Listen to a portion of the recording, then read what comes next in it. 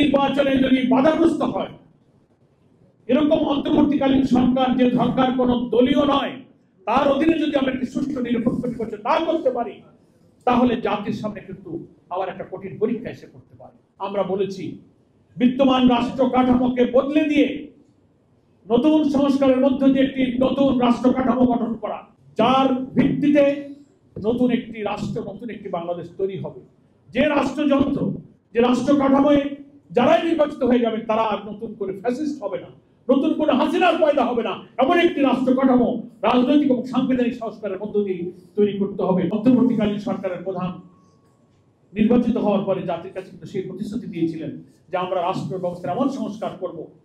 যে সংস্কার করার মধ্য দিয়ে জনগণের আশা আকাঙ্ক্ষার প্রতিফলন হবে। ফলে এই সরকার যেমন জন আকাঙ্ক্ষার প্রতিফলন, আগামী নির্বাচনে তার প্রতিফলন ঘটতে গেলে জুলাই সনদের মধ্য দিয়ে বাংলাদেশের রাজনৈতিক দলগুলো ঐক্যমত্য কমিশনে 3 মাস ধরে চেষ্টা করে যেসব সাংবিধানিক রাজনৈতিক বিষয়ে একমত হয়েছেন,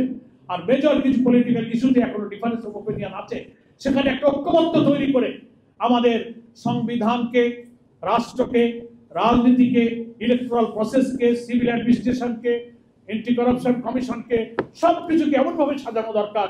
যেখানে একটি সুশাসন, একটি দুর্নীতিমুক্ত প্রশাসন, একটি ইনসাফপূর্ণ বৈষম্যহীন একটা ন্যায্য মানুষের জন্য মানবিক বাংলাদেশ তৈরি হতে পারে। কিন্তু আমরা দেখতে পাচ্ছি জনগণের সেই আকাঙ্ক্ষা পূরণের পথে কোন রাজনৈতিক দল নিজেদেরকে খুব এত বড় মনে করেন, নির্বাচনের আগেই মনে হয় যেন তারা ক্ষমতায় চলে গেলেন, ক্ষমতার কাছাকাছি মনে করে তারা যা বলবেন তাই যেন হতে হবে। বাংলাদেশে প্রায় 31টি দল এই সংস্কারের কার্যক্রমে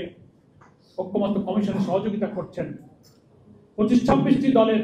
যে সংস্কার প্রস্তাবে ঐক্যমত্য হয়েছে, বাকি গুরুত্বপূর্ণ কিছু জায়গায়